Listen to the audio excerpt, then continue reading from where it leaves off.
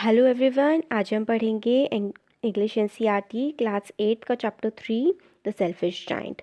Every afternoon as they were coming from school the children used to go and play in the giant's garden. हर दोपहर को जब बच्चे school से वापस आते थे तो वो लोग जाते थे जाइंट के गार्डन में और वहाँ पर खेलते थे। जाइंट का मतलब होता है कोई बहुत ही बड़ा सा पर्सन, जो मतलब काफ़ी लंबा चौड़ा हो, वो होता है giant. It was a very lovely garden with soft green grass. Here and there over the grass stood beautiful flowers like stars, and there were 12 peach trees that in the springtime broke out into delight, blossoms of pink and pearl, and in the autumn bore rich fruit. वहाँ पर जो था garden, उस garden की grass बहुत ही soft सी थी, green colour की थी, और वहाँ पर बहुत ही सुंदर सुंदर फ्लावर्स थे, जो ऐसा लगता था जैसे कि ज़मीन पर तारे उगाए हों। वहाँ पे 12 पीच के ट्रीज़ थे जो स्प्रिंग के टाइम पे ये जो चैप्टर है ये ब्रिटेन का है। वहाँ पे जो स्प्रिंग का सीज़न होता है, इंडिया में तो वैसे कोई पर्टिकुलर स्प्रिंग का सीज़न नहीं होता है। वहाँ पे जो स्प्रिंग का सीज़न होता है उसमें बहुत ही कम गर्मी होती है और बहुत ही प्लेजेंट मौसम रहता है और फूल वगैरह उग जाते हैं। तो उसी का ही वहीं का ये है, डिस्क्राइब किया गया है। तो स्प्रिंग के टाइम में बहुत ज़्यादा सुंदर सुंदर फ्लावर्स उग जाते हैं पिंक कलर के, और ऑटम के टाइम में वहाँ पे क्या होता है कि फ्रूट्स आ जाते हैं बहुत अच्छे उस पीच के पेड़ पे। पीच का मतलब होता है अड़ू। और बर्ड्स जो हैं वहाँ पे ट्रीज़ पर बैठती हैं और बहुत ही सुंदर सुंदर गाना गाती हैं। और बच्चे तो कई बार अपना खेल भी, जो गेम होता है उसको खेलना छोड़ देते हैं और चुपचाप बैठ के जो बर्ड्स होती हैं उनका गाना सुनते हैं। और फिर वो बोलते हैं कि वाओ, हम कितने खुश हैं यहाँ पर, एक साथ वो सब मिल के बोलते हैं। फिर एक दिन क्या होता है कि जाइंट जो होता है वो वापस आ जाता है। वो कई सालों से, लगभग 7 साल से वो अपने एक फ्रेंड के घर गया होता है। और वो जो जाइंट होता है वो मतलब Cornish auger, a giant of Cornwell, मतलब कॉर्नवेल का जो जाइंट है उसको कॉर्निश ऑगर बोलते हैं। वो था वो 7 साल बाद वापस आ जाता है। और जब वो आता है वो देखता है कि उसके गार्डन में बच्चे खेल रहे हैं, और वो एकदम से चिल्ला करके बोलता है बहुत ही ग्रफ वॉइस में। ग्रफ मतलब होता है रफ और गंदी सी आवाज़ में, कि तुम यहाँ पे क्यों खेल रहे हो, ये मेरा गार्डन है और यहाँ से भाग जाओ। फिर वो बोलता है कि मेरा गार्डन है, मेरा गार्डन है, और कोई भी यहाँ पर नहीं रहेगा मेरे अलावा, और तुम यहाँ पर दोबारा मत आना। और फिर वो क्या करता है, एक बहुत ही बड़ी सी दीवार बना देता है और एक नोटिस बोर्ड लगा देता है उस दीवार पर गार्डन के किनारे किनारे। उस पर लिखा होता है बोर्ड पे, trace passers will be prosecuted. Trace passers का मतलब होता है घुसपैठिए, जैसे कि जो लोग बिना परमिशन के, बिना इजाज़त के किसी जगह चले जाते हैं उनको बोलते हैं ट्रेस पासर्स। प्रोसिक्यूट का मतलब होता है पनिशमेंट देना। और वो जो जाइंट था वो काफ़ी ज़्यादा सेल्फिश था। सेल्फिश मतलब जो सिर्फ अपने बारे में सोचते हैं उनको सेल्फिश बोलते हैं। वो जाइंट बहुत ही सेल्फिश था, और बेचारे बच्चे, अब उनके पास कोई भी जगह नहीं थी खेलने की। और वो ट्राई करते थे कि उन्होंने ट्राई किया कि हम रोड पे खेल लें, मगर जो रोड थी, सड़क थी, वो बहुत ही डस्टी थी, मिट्टी से भरी हुई थी और बहुत ही पथरीले वहाँ पे पत्थर थे, स्टोन्स थे। और बच्चों को सड़क पे खेलना बिल्कुल भी पसंद नहीं था। वो मतलब वेंडर करते थे, सोचा करते थे कि वो गार्डन जो हाई वॉल्स हैं उसके मतलब उस तरफ कितना अच्छा था, हमें गार्डन में कितना मज़ा आता था और हम वहाँ पर कितने खुश थे। वो एक दूसरे से बातें करते हैं और सोचते हैं। फिर क्या होता है कि स्प्रिंग का टाइम आ जाता है पूरे के पूरे देश में, और मतलब बहुत ही लिटिल लिटिल फ्लावर्स जो है ब्लॉसम करने लगते हैं, चिड़िया के गाना गाने लगती हैं। मगर ये जो सेल्फिश जाइंट था, इसके गार्डन में अभी भी क्या होती है, बहुत ही सर्दियाँ होती हैं, और बर्ड्स जो है वहाँ पे गाना गाने नहीं आती हैं, और कोई भी ट्री जो है उस पर कोई भी फ्लावर्स नहीं उगते हैं। एक बार क्या होता है कि ब्यूटीफुल फ्लावर वो ट्री जो जाइंट होता है उसके गार्डन में भी उगता है, मगर जब वो अपना सर बाहर निकालता है, इसमें, हाँ देखिए, इसमें इन लोगों ने ना पर्सोनीफाई कर दिया है। पर्सोनीफाई करने का मतलब होता है कि मान लीजिए जो ट्री है, पेड़ है, हवा है, बर्फ़ है, इन सारी की सारी चीज़ों को एज अ ह्यूमन बीइंग इन्होंने मतलब इंडिकेट किया है, और वो आपस में बातें कर रहे हैं, ऐसा इसमें दिखाया गया है। तो स्टार्ट ये देखते हैं हम कि कैसे बताते हैं लोग। फिर एक बार क्या होता है कि एक सुंदर सा फ्लावर आ जाता है उसके गार्डन में जाइंट के, मगर वो फ्लावर नोटिस करता है कि आसपास तो कोई भी बच्चा नहीं है और उसको बिल्कुल भी अच्छा नहीं लगता, और वो वापस स्लिप्ड बैक हो जाता है, मतलब वापस चला जाता है ग्राउंड में और सो जाता है। और ओनली पीपल, कुछ लोग जो वहाँ पर खुश थे, वो था स्नो, बर्फ़, और फ्रॉस्ट। फ्रॉस्ट होता है ना, जैसे सर्दियों में पत्तियों पर एक नमी सी जम जाती है, बर्फ़ बर्फ़ सी, वो होती है फ्रॉस्ट। तो वहाँ पर सिर्फ और सिर्फ फ्रॉस्ट और स्नो ही खुश थे।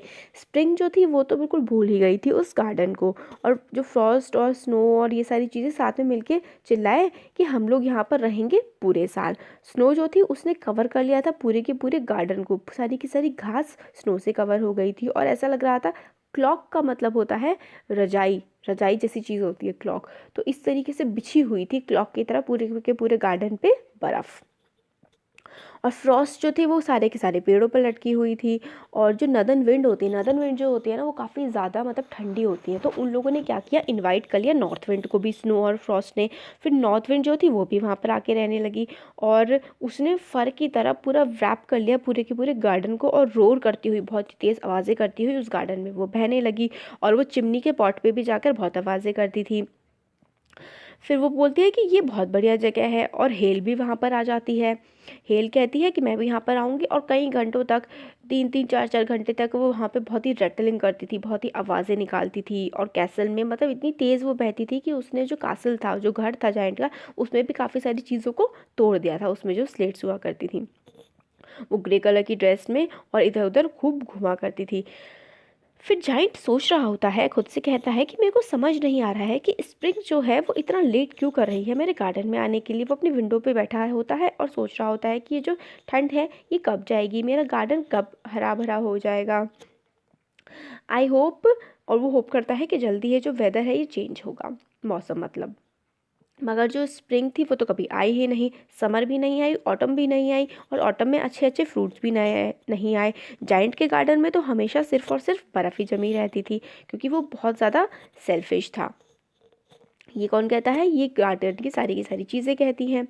सो it was always winter there, and the northern wind, north wind and the hail and the frost and the snow danced about through the trees. और जो विंड होती है, नॉर्थ विंड ठंडी हवा, हेल, फ्रॉस्ट और snow, ये सारे के सारे वहाँ पर डांस कर रहे होते हैं गार्डन में। फिर एक सुबह क्या होता है, जो जाइंट वहाँ पर बैठा होता है अपनी विंडो के पास, तो उसको बहुत ही प्यारा सा म्यूज़िक सुनाई देता है। वो म्यूज़िक इतना सुंदर होता है कि उसको लगता है कि किंग का कोई म्यूजिशियन है वो वहाँ से पास कर रहा है। मगर वो कोई म्यूजिशियन नहीं था, वो तो एक छोटी सी लिनेट सिंगिंग बर्ड थी। लिनेट बर्ड है वो, छोटी सी प्यारी सी गाने वाली बर्ड थी, जो उसकी विंडो पे आकर के गाना गा रही थी। और जाइंट को विश्वास नहीं हो रहा था, क्योंकि इतना ज़्यादा समय हो गया था, उसके गार्डन में तो कभी स्प्रिंग आया ही नहीं था, कोई बर्ड भी नहीं आती थी। फिर वो देखता है कि मतलब बाहर निकल के देखता है तो उसके गार्डन में जो हेल है वो स्टॉप हो गया होता है, नॉर्दर्न विंड भी नहीं होती, और वहाँ पे बहुत ही ज़्यादा क्या होता है, स्प्रिंग आ गई होती है, और वो डांस कर रही होती है स्प्रिंग। अब हेल, स्टॉर्म, विंड सब वहाँ से चले गए होते हैं। अब सेकंड पार्ट है इसका। अब वो बहुत ही सुंदर सी साइट देखता है। वो देखता है कि एक होल हो गया होता है दीवार में, और बच्चे उस होल में से अंदर की तरफ आ रहे होते हैं। वो पेड़ों की टहनियों पर, ब्रांचेस पर बैठे होते हैं, और हर ट्री जो है उस पर कोई ना कोई छोटा बच्चा होता है। और पेड़ों को भी बड़ी खुशी हो रही थी। ग्लैड होना मतलब बहुत ही खुश होना। पेड़ बड़े खुश होते हैं क्योंकि अब बच्चे उस गार्डन में आ गए होते हैं और वो उनके साथ खेल रहे होते हैं। सारे के सारे पेड़ जो होते हैं उस पर वो ब्लॉसम कर गए होते हैं, उनमें फूल उग गए होते हैं। और वो अपनी जो टहनियाँ हैं वो हाथों की तरह निकाल के अब बच्चों को इशारा कर रहे होते हैं वो पेड़ की, आ जाओ और हमारे ऊपर बैठ जाओ। बर्ड जो होती हैं वो भी वहाँ पर आ गई होती हैं और ट्विटरिंग कर रही होती हैं, गाने गा रही होती हैं, बहुत ही डिलाइट के साथ, खुशी के साथ। और वहाँ पे क्या होते हैं, फ्लावर्स होते हैं। वो ग्रास भी वहाँ पे बहुत ज़्यादा उग गई होती है, और ग्रास भी बहुत ज़्यादा खुश होती है। फिर जाइंट सोचता है कि ये कितना प्यारा सीन है। सिर्फ और सिर्फ मगर एक कॉर्नर में वहाँ पर अभी भी विंटर होती है, जो बिल्कुल सबसे ज़्यादा कोने वाला पार्ट होता है गार्डन का। वहाँ पर क्या होता है, एक बच्चा खड़ा हुआ होता है, एक छोटा सा बच्चा, और वो इतना छोटा होता है कि वो ट्री की ब्रांचेस तक पहुँच नहीं पाता है। और वो वेंडर कर रहा होता है, सोच रहा होता है, और मतलब रो रहा होता है बिटरली, क्राइंग बिटरली, मतलब बहुत ही बुरी तरह रो रहा होता है। और फिर वो जो ट्री होता है वो अभी भी फ्रॉस्ट, स्नो, नॉर्थ विंड और सबकी सब उससे कवर होती हैं, क्योंकि कोई भी बच्चा उन पर नहीं बैठा होता है। तो climb up little boy set the tree. Tree उस बच्चे से कहता है कि बच्चे चलो चलो फटाफट जल्दी से मेरे ऊपर चढ़ जाओ, मैं अपनी ब्रांच को भी झुका देता हूँ। मगर जो बच्चा होता है वो तो बहुत ही छोटा होता है और वो नहीं चढ़ पाता। और जो इस सीन को देख करके जो जाइंट होता है उसका दिल पिघल जाता है। हार्ट मेल्टेड का मतलब होता है दिल पिघल जाना। ये सीन देखकर जाइंट का हार्ट पिघल जाता है, और वो क्या करता है, वो सोचता है कि मैं कितना सेल्फिश था, मैं कितना बुरा था, मैं किसी को आने नहीं देता था अपने गार्डन में बच्चों को, इसीलिए जो थी स्प्रिंग भी वो नहीं आ रही थी। और फिर वो उस बच्चे के पास जाता है और उस बच्चे को उठा करके पेड़ पर बैठा देता है। और फिर वो क्या करता है कि फिर वो सोचता है कि मैं इस दीवार को पूरी की पूरी तरीके से तोड़ दूंगा, और मैं अपने गार्डन को बच्चों के लिए खुला छोड़ दूंगा हमेशा हमेशा के लिए। और उसको बहुत दुख होता है जो उसने किया होता है। फिर वो क्या करता है, अपने मतलब सीढ़ियों से नीचे उतरता है, दरवाज़ा खोलता है, गार्डन में जाता है, बच्चों को देखता है और जो बच्चे होते हैं उसको देख के डर जाते हैं और भागने लगते हैं। फिर जो गार्डन में विंटर फिर से आ जाती है। जैसे ही बच्चे भागते हैं वहाँ से, वहाँ पे गार्डन में फिर से बर्फ़ जम जाती है, मगर सिर्फ एक छोटा सा बच्चा होता है जो वहाँ से नहीं भागता है और उसकी आंखें जो होती हैं वो पूरी की पूरी आंसुओं से भरी होती हैं। और उसने, क्योंकि वो भागता इसलिए नहीं है क्योंकि उसने जाइंट को आते हुए नहीं देखा होता है। Giant and the giant stole up behind him and took him gently with his hands. और फिर मतलब उसको देखता है छोटे से बच्चे को और अपने हाथों में उठा लेता है और हाथों में उठा के उसको ट्री के ऊपर रख देता है। और जैसे ही वो बच्चा उस ट्री पर बैठता है वो ट्री फिर से फूलों से भर जाता है और बर्ड्स वहाँ पे आके गाना गाने लगती हैं। और लिटिल बॉय जो होता है, छोटा बच्चा, वो अपनी दोनों आर्म्स को फैलाता है और जाइंट की नेक पे लटक जाता है और जाइंट को किस करता है। और बाकी सारे बच्चे भी जाइंट को इस तरीके से देखते हुए कि जाइंट जो है वो मतलब बच्चे को प्यार कर रहा है, विकेड नहीं है, बुरा नहीं है, वो सारे बच्चे वापस आ जाते हैं गार्डन में। और जैसे ही बच्चे गार्डन में वापस आते हैं, गार्डन में स्प्रिंग भी वापस आ जाती है। और जाइंट बोलता है बच्चों से कि अब ये गार्डन तुम्हारा गार्डन है। और वो जाइंट जो है वो एस लेके आता है। एस होता है, सॉरी, एक्स होती है एक कुल्हाड़ी। कुल्हाड़ी लाता है और वो सारी की सारी जो दीवार है गार्डन के तरफ जो होती है बनी हुई चारों तरफ, उसको तोड़ देता है। और जो पीपल होते हैं जो मार्केट प्लेस से जा रहे होते हैं, उधर आसपास से जा रहे होते हैं, वो देखते हैं कि बच्चे सारे के सारे खुश हैं और देखते हैं गार्डन कितना सुंदर है और बोलते हैं कि ये वर्ल्ड का सबसे मतलब इतना सुंदर गार्डन है जो उन्होंने कभी भी नहीं देखा है। और फिर पूरे दिन जो है बच्चे वहाँ पर खेलते रहते हैं शाम तक और फिर जाइंट को बाय बोल के चले जाते हैं। फिर जाइंट पूछता है कि वो जो छोटा सा बच्चा है वो कहाँ पर है। तो बॉय बोलता है, मतलब बोलता है जाइंट उन बच्चों से कि जिसको मैंने पेड़ पर बैठाया था वो बच्चा कहाँ पर है। जाइंट को वो सबसे ज़्यादा प्यारा लगता था क्योंकि उस बच्चे ने उसको किस किया था और वो नहीं भागा था जब बाकी सारे बच्चे भाग गए थे। तो बच्चे रिप्लाई करते हैं जाइंट को कि हमें नहीं पता, वो तो चला गया है और वो कल ज़रूर आएगा। फिर जाइंट कहता है इस तरह से, बट बच्चे बोलते हैं कि हमने उसे पहले कभी भी नहीं देखा है और हमें नहीं पता है कि वो कहाँ रहता है। और ये बात सुनकर जाइंट बहुत ज़्यादा दुखी हो जाता है। फिर हर आफ्टरनून जो है बच्चे जब स्कूल छुट्टी हो जाती थी तो वो बच्चे गार्डन में आते थे खेलने, मगर वो जो लिटिल बॉय था जिसको मतलब जाइंट बहुत पसंद करता था वो दोबारा उस गार्डन में कभी भी नहीं आया। और अब क्या हो गया था कि जाइंट बहुत ज़्यादा काइंड हो गया था, अच्छा हो गया था सारे के सारे बच्चों के लिए, मगर वो अभी भी अपने उस छोटे से फ्रेंड का, जो छोटा बच्चा था, उसका इंतज़ार करता रहता है और खुद से कभी हमेशा बात करता है कि मतलब कब मैं उसको दोबारा देखूंगा, वो कब इस गार्डन में दोबारा आएगा। और कई साल बीत जाते हैं। जाइंट काफ़ी ज़्यादा बूढ़ा हो जाता है, फीबल हो जाता है। फीबल का मतलब होता है कमज़ोर हो जाना, वीक हो जाना। अब वो मतलब बच्चों के साथ खेल नहीं सकता था, तो वो क्या करता है, एक बड़ी सी आर्म चेयर होती है, एक चेयर लाके गार्डन के पास रख देता है, उसमें बैठता है और बच्चों को देखता है बहुत सारे गेम खेलते हुए और अपने गार्डन को एडमायर करता है, अपने गार्डन की और बच्चों की तारीफ़ करता है। और फिर वो बोलता है कि मेरे पास बहुत सारे ब्यूटीफुल फ्लावर्स हैं, बहुत सारे सुंदर फ्लावर्स हैं, मगर जो चिल्ड्रन हैं वो सबसे ज़्यादा सुंदर फूल हैं मेरे गार्डन के। और एक बार एक विंटर मॉर्निंग वो विंडो के बाहर देख रहा होता है जब वो तैयार हो रहा होता है। और अब उसको जो विंटर है वो बिल्कुल मतलब नफ़रत नहीं करता है विंटर से, क्योंकि उसे पता होता है कि विंटर जल्दी ही चली जाएगी और स्प्रिंग जो है अभी सो रही है और वो जल्दी ही उठ करके वापस आ जाएगी और फ्लावर्स भी उसके गार्डन में सारे उग जाएंगे। फिर सडनली एकदम से क्या होता है, वो अपनी आईज़ को रब करता है, आँखों को रब करता है बहुत ही आश्चर्य में, और वो इधर उधर देखता है। और मतलब ये बहुत ही मार्वलस साइट होती है, बहुत ही अच्छी, मार्वलस मतलब होता है बहुत ही अच्छी साइट होती है।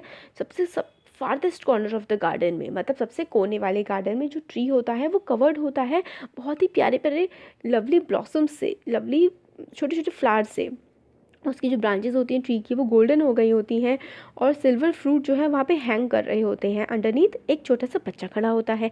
फिर जायंट जो है वो डाउनस्टेयर आता है, नीचे की तरफ भागा हुआ आता है, बहुत ही खुशी के साथ गार्डन के उस कोने में जाता है, हेस्टेंड मतलब बहुत ही तेज़ी से जाता है और ग्रास के अक्रॉस जहाँ पे वो बच्चा खड़ा होता है। और When he came quite close, his face grew red with anger and he said, और जैसे ही वो जाइंट पास आता रहता है उस बच्चे की, उसका जो फेस होता है वो बहुत ज़्यादा गुस्से से लाल हो जाता है। वो कहता है Who hath dared to wound thee? इसका मतलब होता है कि किसने डेयर की, हिम्मत की तुम्हें चोट पहुंचाने की। वुड का मतलब होता है चोट। तो उस बच्चे से पूछता है कि किसने हिम्मत की तुम्हें चोट पहुंचाने की। For on the palms of the child hands were the prints of 2 nails and the prints of 2 nails were on the little feet. फिर वो बोल मतलब इस तरीके से जो चाइल्ड होता है, जब वो जाइंट होता है, उसको देखता है कि मतलब उस बच्चे के हाथ पे और पैर पे 2 बड़े बड़े नेल्स के जो है वो छाप थे। Who had dare to wound you, वो फिर से बोलता है कि किसकी हिम्मत हुई तुमको चोट पहुंचाने की। जो जाइंट होता है वो फिर से चिल्लाता है, बताओ बताओ किसकी हिम्मत हुई कि तुमने मतलब जिसने तुम्हें चोट पहुंचाई है मैं उसको जान से मार डालूंगा अपनी तलवार से। मतलब अपनी सोर्ड मतलब तलवार होता है, स्ले हिम मतलब जान से मार देना। ने फिर चिल्ड्रन कहता है नहीं नहीं, ये जो है वूंड्स हैं वो प्यार की हैं, मतलब ये जो घाव है ये प्यार के घाव हैं। फिर जाइंट पूछता है ये किसने दिए, and a strange awe feel on him fell on him and he knelt before the little child. और फिर एक मतलब अजीब सा, स्ट्रेंज मतलब होता है अजीब सा, और मतलब थोड़ा प्यार सा, और अजीब से मतलब कोई अजीब सी फीलिंग उसको मतलब घेर लेती है। और फिर वो पैर झुका के बैठ जाता है उस बच्चे के पास, और चाइल्ड जो है वो स्माइल करता है जाइंट को देखते हुए और उससे कहता है you let me play once in your garden, एक बार तुमने मुझे अपने गार्डन में खेलने दिया था। Today you shall come with me to my garden which is paradise. फिर वो बोलता है कि एक दिन तुमने मुझे अपने गार्डन में खेलने दिया था और आज तुम मेरे साथ चलो मेरे गार्डन में जो एक पैराडाइज स्वर्ग है। And when the children rain in that afternoon, और जब बाकी बच्चे आए उस गार्डन में दोपहर के समय, तो वो फाउंड करते हैं, पाते हैं जो जाइंट है वो नीचे पड़ा हुआ है गार्डन में ट्री के नीचे, और पूरा का पूरा कवर्ड है ब्लॉसम से, और जाइंट जो है उसकी डेथ हो चुकी है। तो अब आप एक कमेंट सेक्शन में एक आंसर दीजिएगा। वो जो बच्चा आता है उसके जो पैरों पे और उसके हाथों पे जो नेल्स के निशान थे गहरे गहरे से, जिसकी वजह से उस बच्चे की डेथ हुई थी, वो किसके थे। आपको अगर चैप्टर में समझ आया होगा, चैप्टर अच्छे से समझ आया होगा, तो आप इसका आंसर ज़रूर दे पाएंगे। तो कैसा लगा ये भी बता दीजिएगा, और अच्छा लगा तो वीडियो को लाइक करिए, चैनल को सब्सक्राइब करिए। Thank you so much.